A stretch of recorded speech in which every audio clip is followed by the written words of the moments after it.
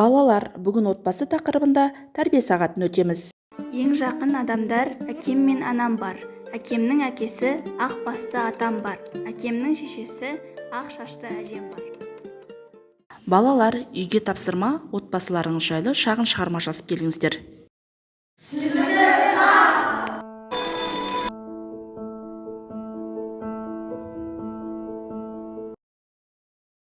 Анашым.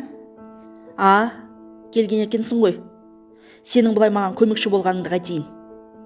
Түк нәрсеге ебің жоқ. Тұршы алдымнан. Сен маған мінезіңді көрсетуіңді қой. Қазір тура таяқ жейсің. Шық қаняндағы жерден. Неге сен анаңа қарсы шығасың? Осы еркелігің де жетер. Ақымақ, сен дұрыс билей алмайсың. Не айтып тұрсың? Жібер дедім ғой. Жоқ, жібермеймін. Құрттың ғой бәрін. Мені барлығы шеттете береді. Мені ешкім жақсы көрмейді. Тіпті түсінгісі де келмейді. Сендерді де бауыр дейді ау. Не мына бүлдіргендерің? Бір отбасы емеспіз бе? Үнемі осылай біздің отбасымызда. Қашан біздің отбасымыз тату-тәтті өмір сүреді екен?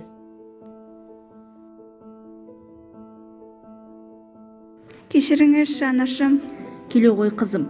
Сендердің бұлай еткендерің дұрыс болған жоқ негізі. Мен бұлай болатынын білмедім. Жүр ендеше ағаңа барайық. Жарайды. Кешірші мені. Мені де кешір.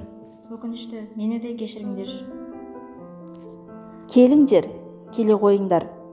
Ең бастысы бір-бірімізді жақсы көріп, бір-бірімізбен татуласа білуімізде.